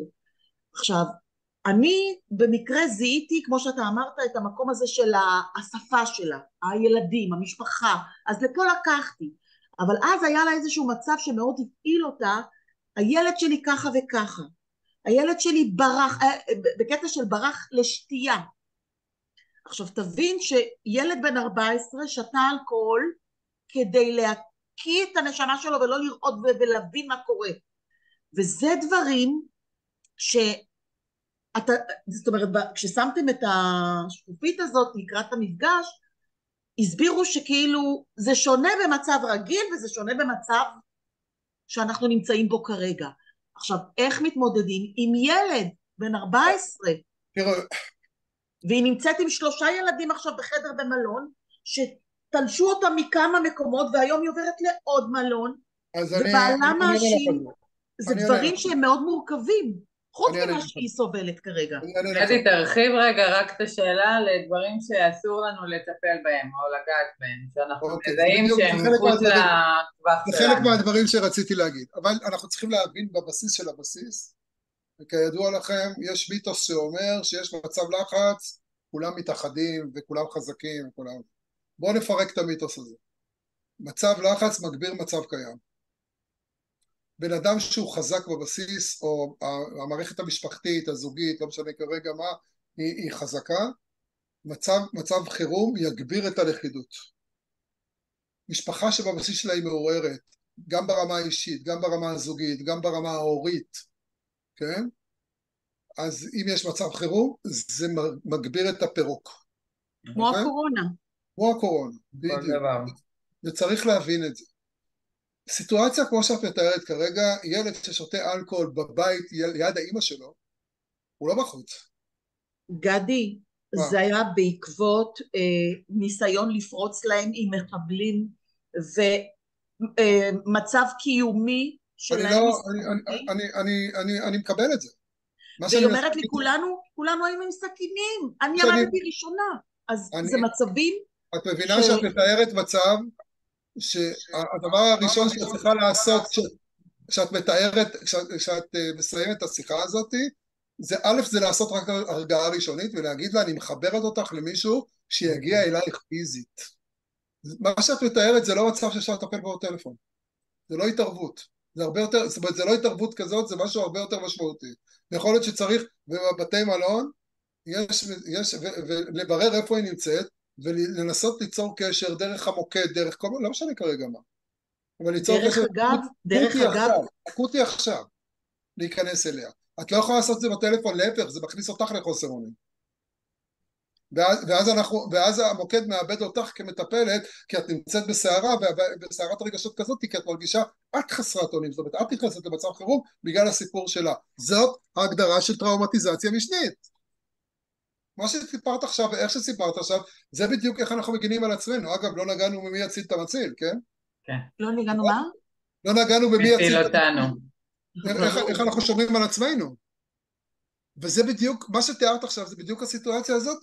כי את נכנסת לחוסר אונים מטורף, כי את מרגישה שכל האחריות עלייך. אני אתן לך דוגמה, אתמול הייתי צריכה לסיים משמרת בשעה מסוימת, ופתאום לילך כתבה מי פנוי תיארה את המצוקה, כן, אז לילך ראיתי, מפחידה, אני יודע, כן, אוקיי. סליחה? לא, גם אמרתי, לילך מיד זיהינו מפחידה שזה אנשים. משהו שלא היה צריך לטפל בו. אוקיי, אבל אני מדברת על המצב שאנחנו צריכים דבר ראשון כן. לנקות את הדברים, וכשהבנתי את המורכבות, יש ילד, יש ככה, היה מצב כזה, אז אמרתי, אני יכולה להתמודד, כי אני לא למדתי טיפול בטראומות, אבל אני כן הייתי נותנת שירות במוקד של ערן, כן. גם בלי הכשרה, בלי שום דבר, ו3.5 שנים חוויתי פניות אובדניות, ואני עובדת בקור רוח, ואני יודעת להקשיב, אז זה משהו שאני מאוד מיומנת. לא, אוקיי? אבל פה זה שונה. אני יודעת, אני לא, אני אגיד יודעת. לך גם למה זה שונה, וחשוב להגיד את זה. אנחנו עובדים במציאות משותפת. כולנו גם מטפלים, אבל גם נפגעים. וזה משהו שאנחנו פחות מכירים, כי תמיד אנחנו באים ואנחנו עוזרים, אבל זה נקרא עבודה במציאות משותפת, במציאות טראומטית משותפת. ואנחנו צריכים להכניס את זה לראש. אני רוצה להגיד רגע על הדבר הזה, שקודם כל דברים, כמעט כל הפניות, לא כל הפניות מגיעות אליי, אני לא זמינה 24/7, אבל כשמגיעים אליכם פניות שאנחנו לא מזהים מראש בשאלה ראשונית רק של מה אתה צריך, מקרים יותר קשים, אז מטפלים שלקחו פה אחריות, העבירו אליי את הפנייה. אני רוצה גם להגיד לכם ברוב המקרים זה לא עניין של חיים ומוות, זאת אומרת גם אם הפנייה היא באמצע הלילה ויטפלו בה בבוקר, זה בסדר. אנחנו נפנה את זה לגורמים הרלוונטיים, יש לי קשרים עם עוד מקומות, עם פסיכיאטרים ועם עוד גורמים, אמרתי את זה גם בהתחלה. חשוב מאוד תיקחו אחריות ותקשיבו למצוקות שקורות, ויש מקרים, כן, מגיעים אלינו עכשיו יותר ויותר מקרים, של אנשים שכבר חוו בפוסט טראומה שלהם עולה, הם מטופלים כבר על ידי פסיכיאטר, והפסיכיאטר כרגע לא זמין להם, אוקיי, אני מפנה אותם למוקדים ספציפיים, אל תטפלו בהם, אין לנו את הכלים האלה, בטח לא בעזרה ראשונה. זה אחריות שלכם להחזיר אותם אליי, להעביר לי איש קשר ושם ולהגיד לי זה צריך המשך טיפול. גם אני לא לוקחת אותם אליי לטיפול, אני מעבירה אותם לאנשים, לקבוצות אחרות, למוקדים אחרים שיודעים לתת להם את המענה הזה. אנחנו לא רוצים לעשות נזק, לא לעצמנו כמטפלים, ולא למשפחה כזאת שלא יכולה לקבל מאיתנו את המענה הזה. אז זה חלק מהאחריות שלכם להקשיב ולדעת שיש לנו גבולות, ואנחנו לא יכולים לתת להכל מענה. יש פה שאלה שמישהו שואל, מה עדיף, CBT או NLP? זה לא משנה. זה לא משנה הסדר. זה לא משנה גם הסוג טיפול. אנחנו, שכחת גם לשאול על EMDR וכל הדברים, אני יכול להראות לך, יש מלא ראשי תיבות. זה לא טיפול. נכון. זאת התערבות, ולכן אני לוקח כלי מפה וכלי מפה, ואני אעשה פה ואני אעשה שם. לקחתי מ-EMDR, לקחתי מ-CBT, דיברתי איתכם NLP, דיברתי פה כל מיני דברים. נכון. הבסיס זה רפור זה מה-NLP. הצטרפות והובלה זה NLP. עיבודי חשיבה זה CBT, חיבוק הפרפר זה מ-EMDR. כל העניין הוא פה להיות אקלקטים. להיות אקלקטים בהתערבות, זה הסיפור, וכל אחד יש לו פה מספיק, יש פה מאות שנות ניסיון בזום הזה. קחו מהניסיון שלכם, תיכנסו לראש. ועוד משהו, בהתאם למה שלילך אמרת, אתם זוכרים, אמרנו מקודם כמה משפטים, כן, כמו כל תגובה היא נורמלית למצב לא נורמלי, כל התערבות היא טובה, בואו נכניס עוד משפט. דחוף זה רק החייאה. כן, בדיוק. אוקיי? את זה למדתי מהבוס שהיה רופא שיניים. דוקטור, גם עכשיו, כשאנחנו מצילי חיים, אנחנו לא מצילי חיים, אנחנו עוזרים, ואם אנחנו לא יכולים, אנחנו מעבירים את זה, וזה בסדר שזה יחכה גם כמה שעות, ויש לנו מקרה שחיכה גם כמה ימים, הכל בסדר, אנחנו בקשר, אנחנו רואים שהם בסדר, שהם בשליטה, ואנחנו מודיעים להם כל הזמן שזה בטיפול, לא שכחנו אותם, אבל אנחנו מעבירים את זה לגורמים מקצועיים. בעצם לילך, איך זה נעשה פה? כאילו אם מגיע מקרה איך נעשה הזיהוי?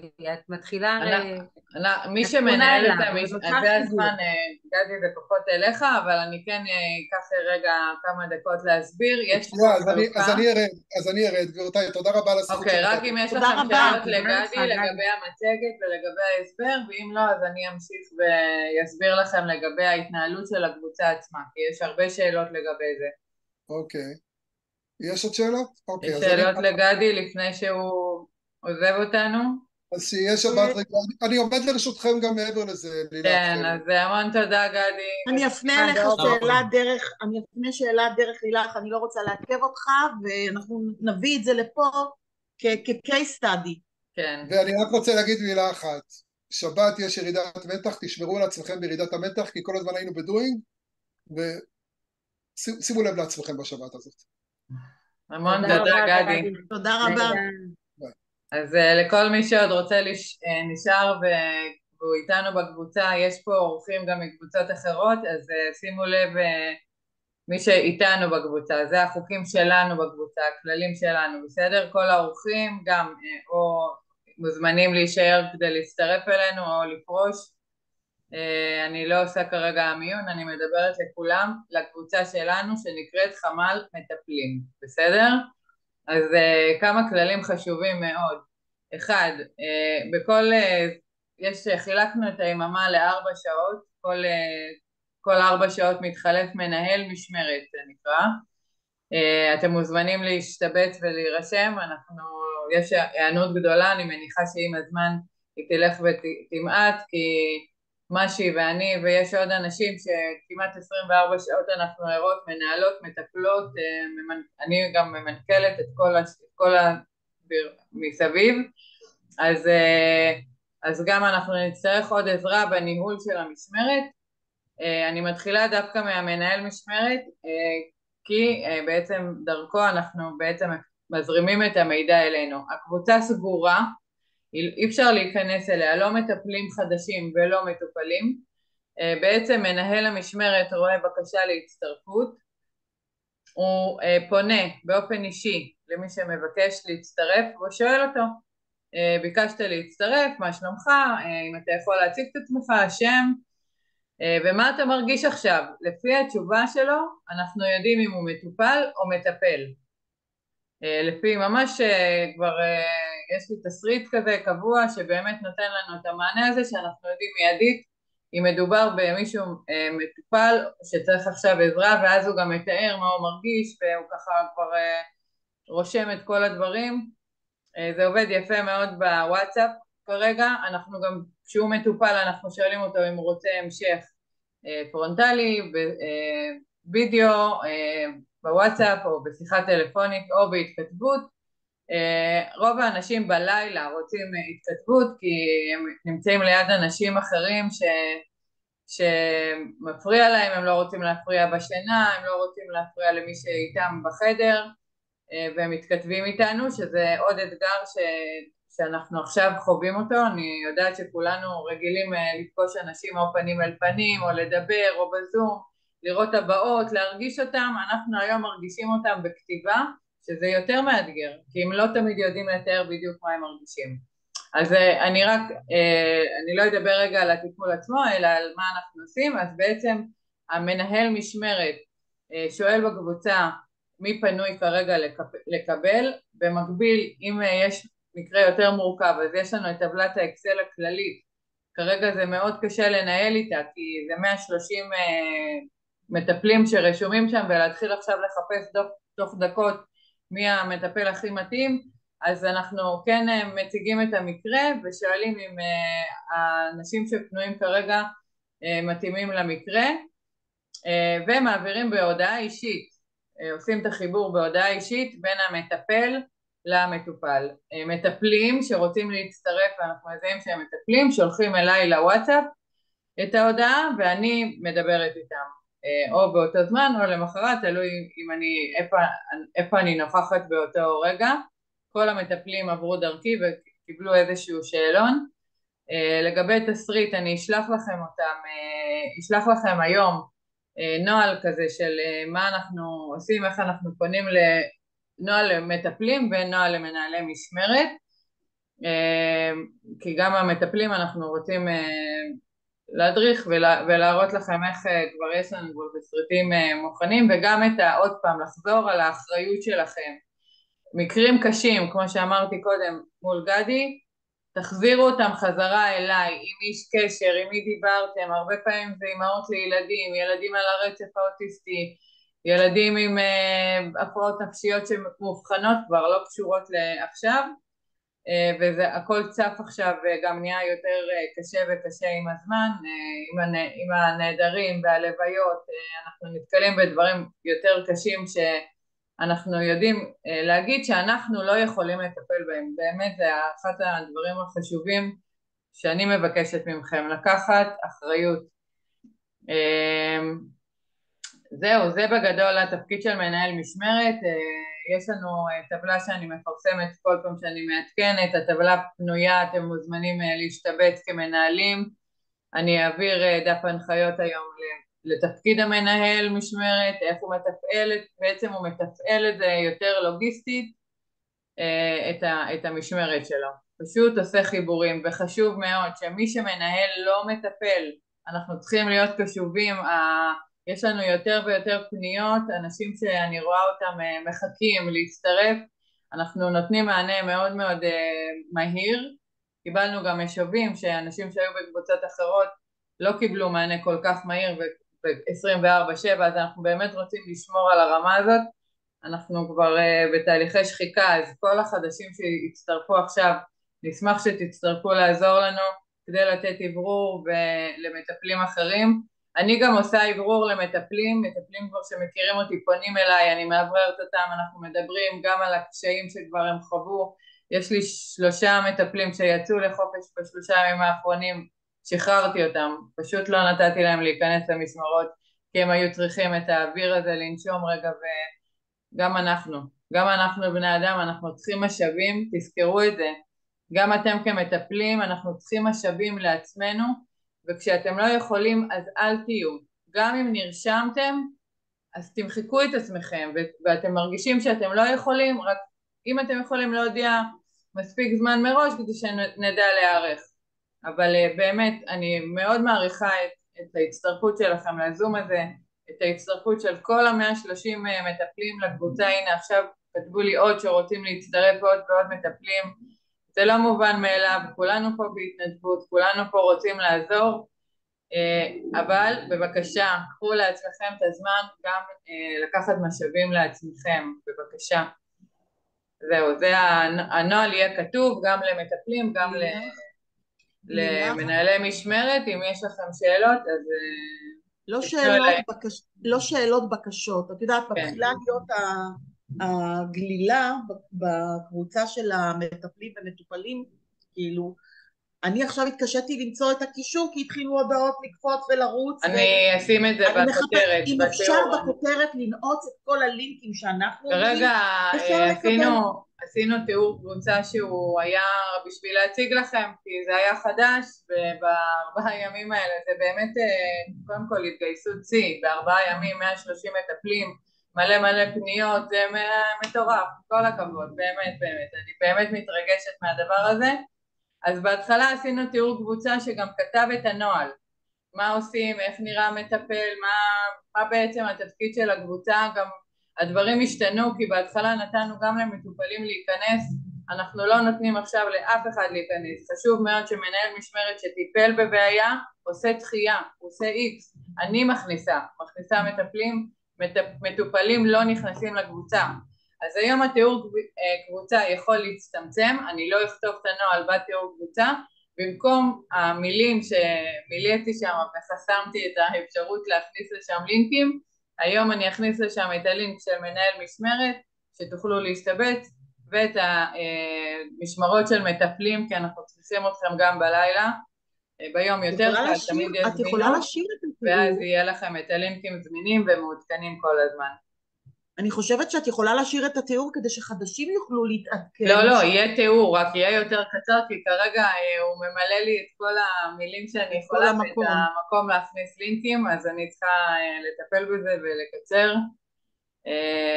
זהו, כל מי שאלה, שכתב לי כאן שהוא רוצה להצטרף, בבקשה, הטלפון שלי, אני מפרסמת אותו, 054-5680-677,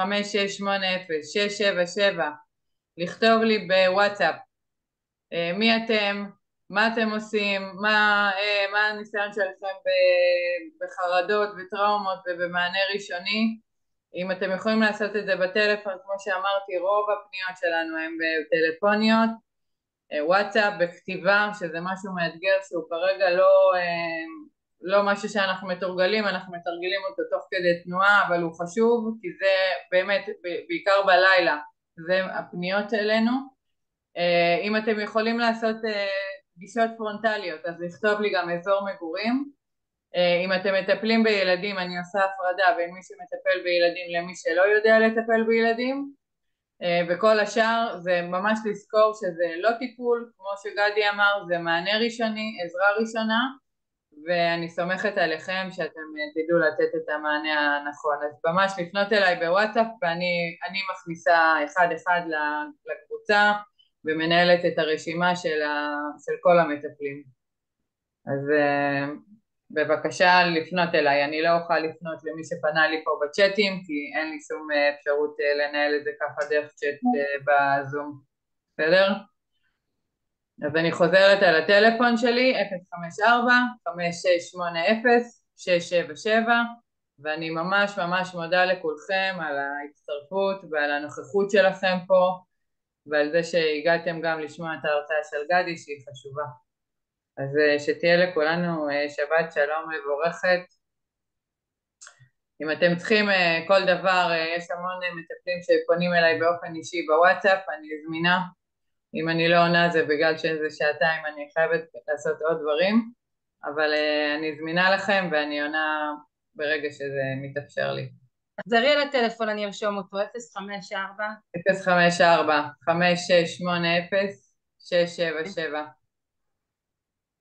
הנה, רשמו כבר, בסדר. תודה רבה. תהיה להם, תשאירי עוד כמה רגעים שהם יוכלו כן, כן, ברור. אני שבת אשלח שלום את לכולם. ההקלטה כמו שבת שאמרתי, שלום, תודה אנחנו רבה. נשלח את המצגת. שקטה. כל מידע רלוונטי אני מכניסה גם לקבוצה, חשוב לי לשמור אותה נקייה, בגלל זה היא סגורה, אנחנו לא מכניסים כל מידע וכל דברים שרצים ברשת, יש המון אנשים שרצו להיכנס רק כדי לקבל איזשהו מידע, קצת להירגע באופן כללי, אנחנו לא הקבוצה המתאימה, אנחנו נותנים רק שירות אישי למי שצריך. אז תודה לכם. תודה. תודה רבה. שבת שלום. שבת שלום. שבת שלום. תודה רבה. שבת שלום. שבת שלום.